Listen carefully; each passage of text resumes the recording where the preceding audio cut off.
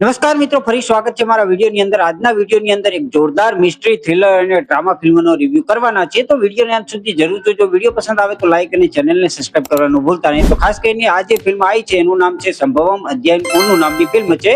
ખાસ કરીને આ મલયાલમ ફિલ્મ છે જે હિન્દી, તમિલ, તેલુગુ ભાષાની અંદર રિલીઝ કરવામાં આવી છે જીઓ હોટસ્ટારની અંદર 15 એપ્રિલે।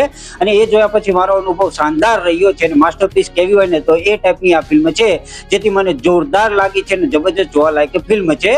કથા એવી હોય છે, મતલબ કહેવાય કે સ્ટોરી એવી હોય છે કે કેરળ અને તમિલનાડુની સરહદ પર એક રહસ્યમય જંગલ હોય છે।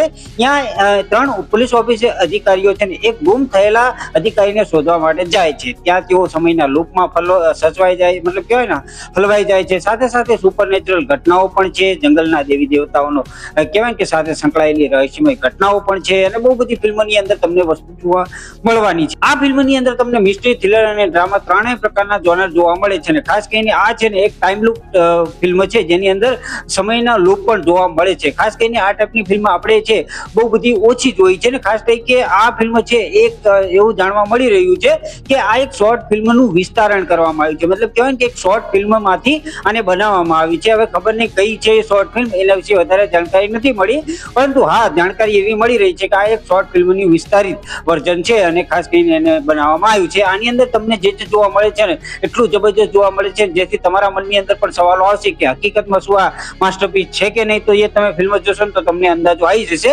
પરંતુ શરૂઆતથી એન્ડ સુધી જે વચ્ચે જે કહેવાય ને કે જે વસ્તુ દેખાડવામાં આવી છે ને એટલી જબરજસ્ત દેખાડવામાં આવી છે। આની અંદર એવું જંગલ બતાવવામાં આવ્યું છે ને કે જે જંગલની અંદર એક પણ કાગડો નથી। હવે એ કાગડો નથી કેમ, સાથે સાથે જે કહેવાય ને કે કાગ દેવતા કરીને કોઈ છે આની અંદર જે બતાવવામાં આવ્યા છે, એ દેવતાનું જે એક પૂતળું છે, મતલબ કહેવાય ને કે એક મંદિર છે, એ મંદિરની આજુબાજુ જેટલી બી ઘટનાઓ થાય છે ને એની પાછળના જે રહસ્યો ધીરે ધીરે જે ખુલે છે ને એ એટલી જોવાની મજા આપે છે કે આપણને આને છે ને 2 વખત મેં ફિલ્મ જોઈ ત્યારે મને અંદાજો આવ્યો કે આ ફિલ્મની અંદર શું કહેવા માંગે છે। મતલબ કહેવાય ને કે પહેલી વખત જોશો ને તો તમને અંદાજો જ નહીં આવે કે આ ફિલ્મની અંદર શું ચાલી રહ્યું છે, કઈ રીતનું ચાલી રહ્યું છે, આની અંદર શું જોવા મળે છે। ખાસ કરીને જે દરેક એક્ટરની જે એક્ટિંગ છે એટલી ગજબ લેવલની છે કે જે તમે આજ સુધી કોઈ ફિલ્મની અંદર નહીં જોયું હોય એ ટાઈપની આની અંદર તમને એક્ટિંગ જોવા મળે છે। સાથે સાથે આની અંદર સ્ટારકાસ્ટની વાત કરીએ તો અક્ષર અલી જે મુખ્ય પાત્રની અંદર છે, મતલબ કે સીપીઓ આનંદ તરીકે ભૂમિકા ભજવે છે। એની પછી વિનીત કુમાર છે, સિદ્ધાર્થ ભરતન છે, અસીમ જમાલ છે અને ખાસ કરીને બહુ બધા સ્ટારકાસ્ટ જોવા મળે છે અને બધાની એક્ટિંગ જબરજસ્ત છે। સાથે સાથે આની અંદર જે કાસ્ટ છે બતાવ્યા છે ને એટલા જબરજસ્ત બતાવ્યા છે, સાથે સાથે એમની પાછળના રહસ્યો શું છે અને દરેકનું કંઈક ને કંઈક એવું ખુલે છે ને કે જે તમને જોવાની જોરદાર મજા આપવાના છે।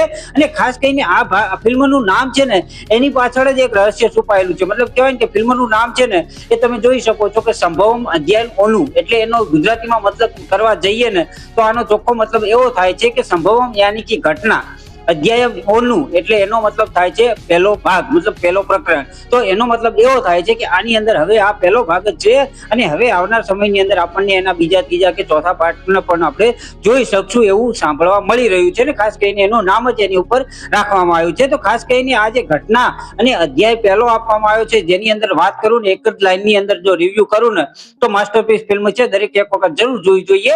આ ટાઈપની ફિલ્મો આપણને જોવાની પસંદ છે, જેને પસંદ હોય તો એને બધાને વિનંતી છે કે મારી ચેનલને સબસ્ક્રાઇબ કરી લેજો, કારણ કે અહીંયા આપણે છે ને તમિલ, તેલુગુ, હિન્દી અને બહુ બધી ભાષાની હોલિવૂડ લેવલની ફિલ્મો પણ આપણે અહીંયા રિવ્યુ કરીએ છીએ। તો વિડીયોને અંત સુધી જોવા માટે આપ સૌનો આભાર। વિડીયો પસંદ આવ્યો તો લાઈક કરવાનું ભૂલતા નહીં, ચેનલને સબસ્ક્રાઇબ કરવાનું ભૂલતા નહીં। તો મળીએ છીએ આવતા વિડીયોની અંદર, ત્યાં સુધી બધાને જય શ્રી કૃષ્ણ અને જય માતાજી।